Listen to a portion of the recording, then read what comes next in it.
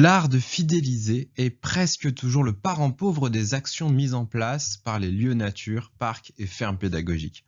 Souvent par manque de moyens, je pense que je ne saurais pas faire. Parfois par manque de pratique ou de méthode, je tente des choses mais ça ne marche pas bien. Et malheureusement dans certains cas, par manque de conscience, je ne savais pas que fidéliser était important ou qu'il fallait le faire. Vous arrivez à la fin de cette série Objectif Parc Inoubliable. Dans les 4 sujets précédents, vous avez découvert comment rendre l'expérience de visite plus riche et plus dynamique. Je vous ai parlé de l'importance de la verticalité et de la conception en 3 dimensions de votre parc.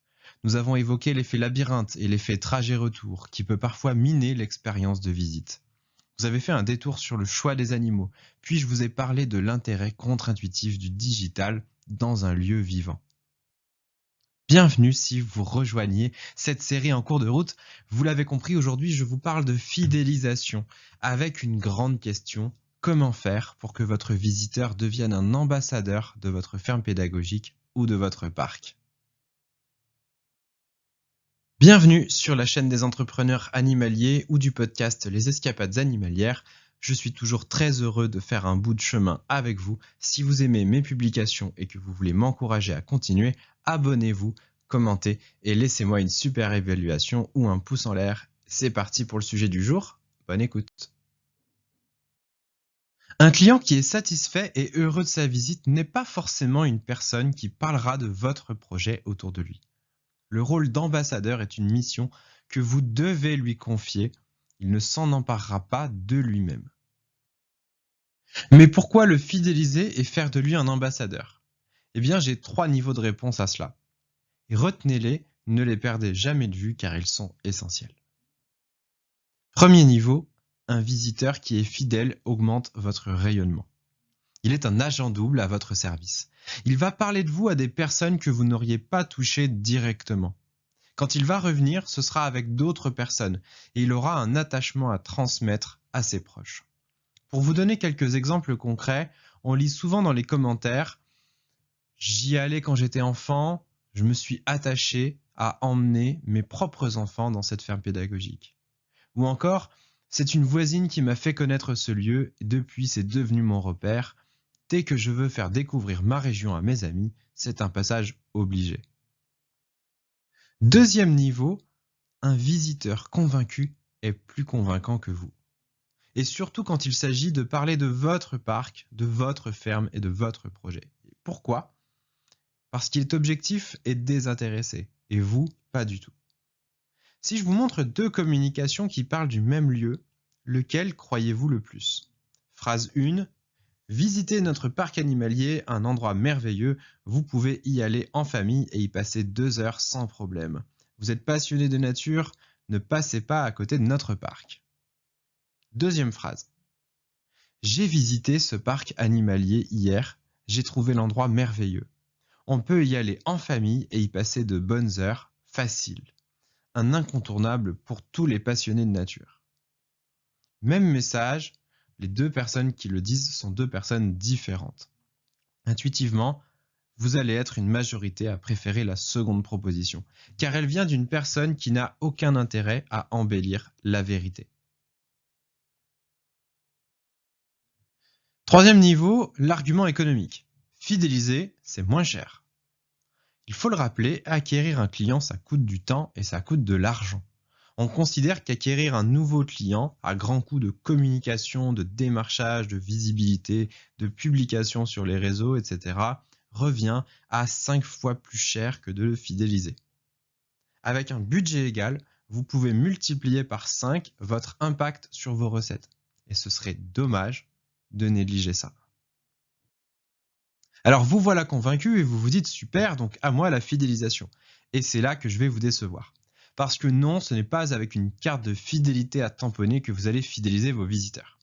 Permettez-moi, si vous le voulez bien, de vous proposer une approche plus humaine et attentive du client que l'on veut fidéliser. Alors bien sûr, un article, une vidéo ne suffira jamais, mais au moins nous pouvons aborder 3 étapes que je trouve essentielles et faciles à mettre en place. La première étape, selon moi, c'est de considérer chaque visiteur comme un individu à part. Il a sa propre personnalité, ses besoins et ses préférences. Alors commencez par lui accorder cette qualité d'humain unique en lui demandant son prénom. Il fera un premier pas vers vous en vous le donnant. Si vous avez l'habitude de donner un billet d'entrée à vos visiteurs, vous pouvez y laisser un emplacement pour son prénom. Ça lui fera un souvenir personnalisé et ça lui fera plaisir. Ça dit par exemple Franck y était. Et si la personne vous donne son prénom, offrez-lui la reconnaissance nécessaire en contrepartie. Bienvenue Franck. La relation entre une entreprise, même une association, et un client ou un visiteur n'est qu'une affaire de séduction perpétuelle. Le client vous gratifie d'une partie de son porte-monnaie, il n'est pas obligé de le faire. En échange, il attend de vous, de manière inconsciente, la reconnaissance que c'est lui qui vous fait vivre. Et là, je vous renvoie à un livre qui s'appelle Le marketing du désir de Jean Mouton aux éditions d'Organisation. Et si cette astuce ne peut pas être mise en place, optez pour d'autres solutions qui apportent ce petit truc en plus qui fait que le client, le visiteur, se sentira reconnu dans son identité et se sentira important. Un cadeau de bienvenue symbolique, une salutation au détour de la visite, un petit message de bienvenue, etc. peut faire l'affaire. La deuxième étape, c'est faire en sorte que le client parle de vous autour de lui. Alors cette étape, elle est rapide à expliquer, mais elle est essentielle.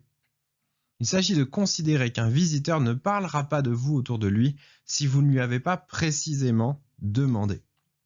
Alors ça peut arriver par accident, mais c'est rare. Il faut donc glisser dans le parcours de visite des invitations à relayer votre message. L'action la plus simple, c'est de lui demander en fin de parcours. Je vous partage 2 petites astuces à ce sujet. D'abord, ne lui demandez pas trop tôt. S'il n'a encore rien découvert, pourquoi est-ce qu'il aurait envie de vous recommander? Donc en fin de parcours, c'est mieux.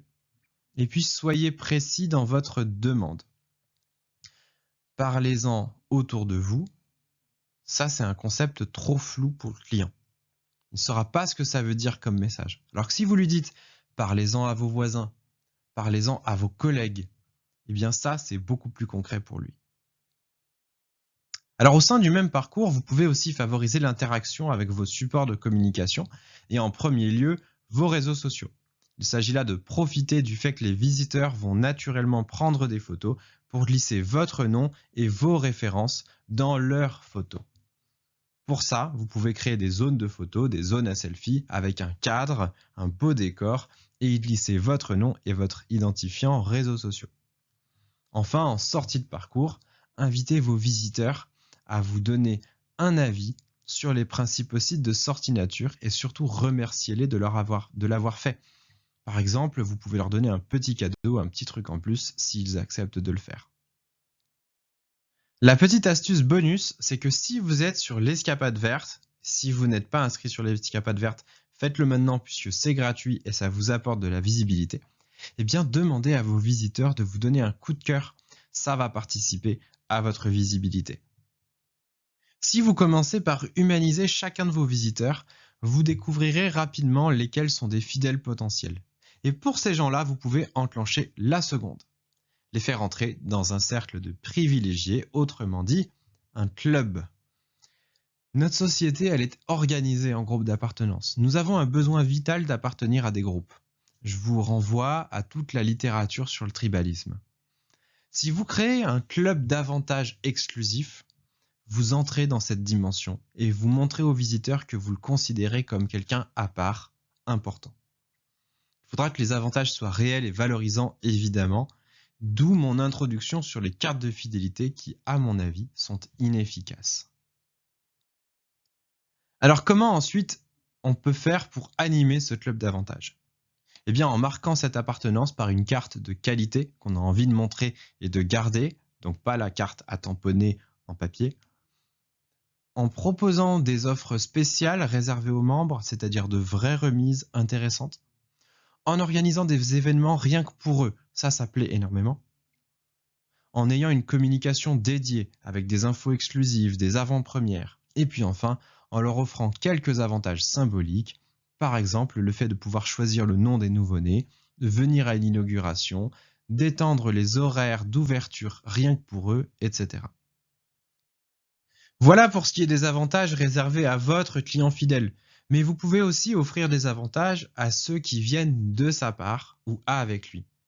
Et c'est donc ça, le parrainage ou l'effet ambassadeur.